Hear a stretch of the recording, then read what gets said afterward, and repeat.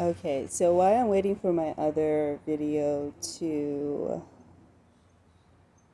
download, um, it would be uploading. Anyway, so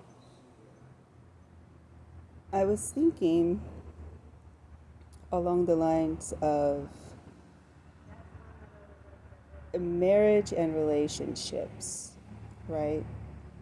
So when I'm thinking and speaking of churches, and I can't believe that people are still, I don't know why, excuse me, I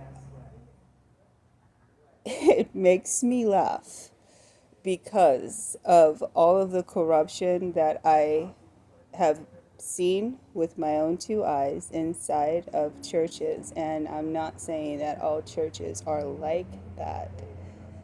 I'm saying the churches that are like that, they cause me to laugh because it's such a hypocrisy, like the scribes and the Pharisees. And Jehovah says that's why people come out of the churches. That means there's good people in there, but he doesn't want them being lied to. So he's like, shake the lies that you're being told, and it's better for you not to go in there and learn your way by reading and studying and praying and asking for his help to find that guidance that you need so that you can relieve yourself of unnecessarily being intertwined with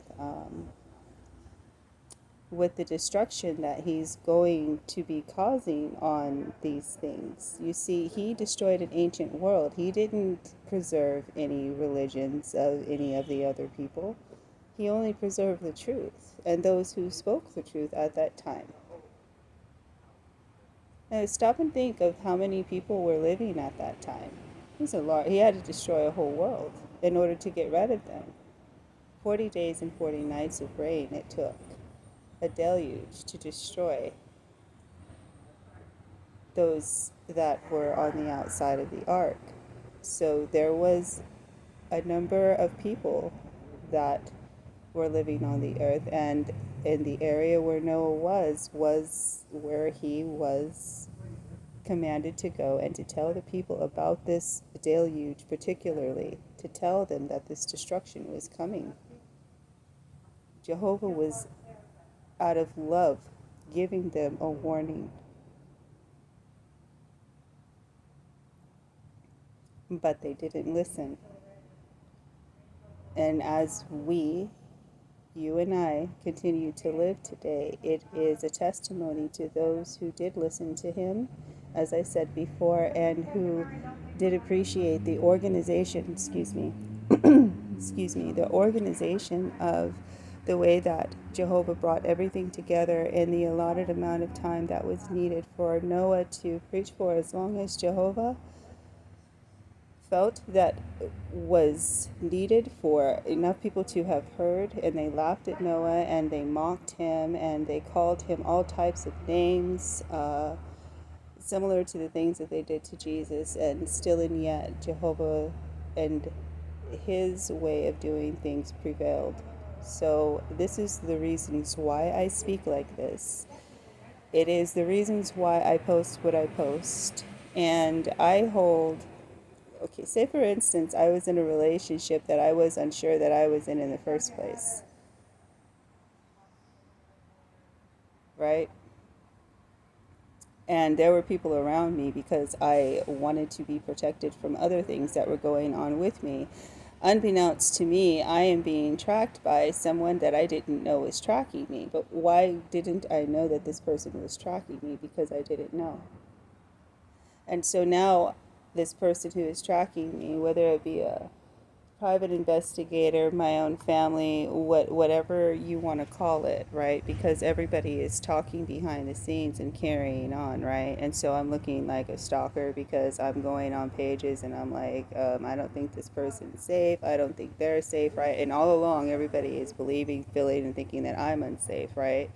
Because I'm being stalked and I'm being watched, and I know that I'm being stalked and watched, and I'm trying to get away from everything that I'm trying to get away from, because the people who are now invested in my life haven't been there the entire time. So they really don't know what's going on. But they've already gone and talked to the family, and people have been investigating and doing all of this stuff, right?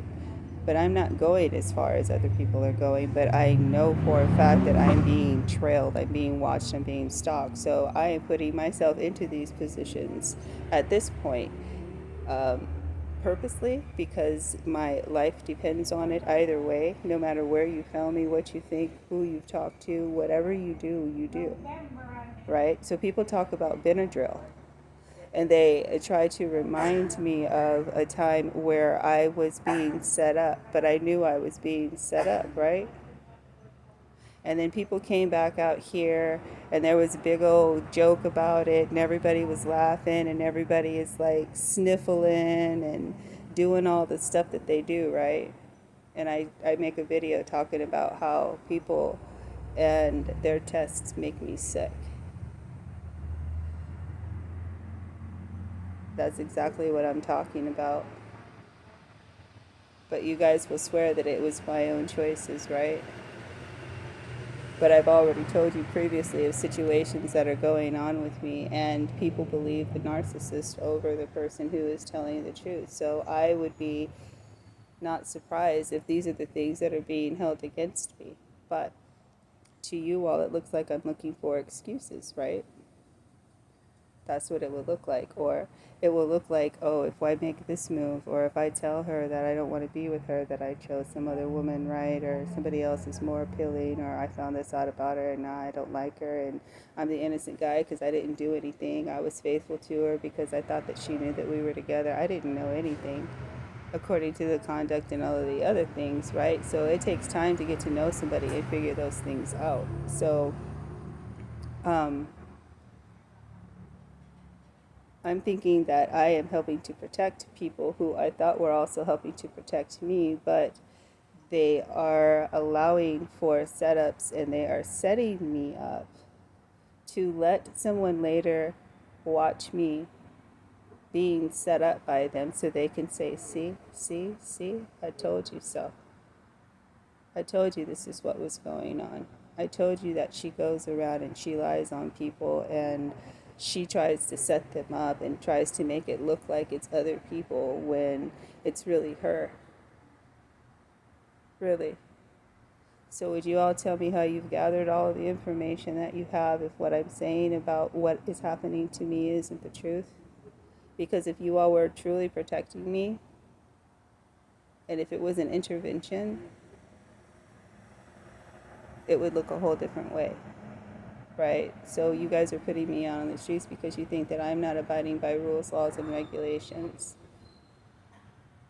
According to what? Human treatment? Teaching me a good lesson? But you all don't want me to ostracize myself. You all want me to stay active with you because if I'm away from you, you think that I'm doing stuff that I have no business doing when I'm right here. Then you guys make me sick because you want to test me and test my skills and test to see if this is true and that is true, and I'm going to let you test me. Because while you think that you're testing me, I'm showing you evidence by your test and by your stalking and by the things that you're doing that you are actually making me sick, and you guys will swear to God that this is not you doing this. You guys want to talk to the whole community and warn them against me, right? Because you guys are so safe and you're keeping the community safe against me because I'm a stalker now.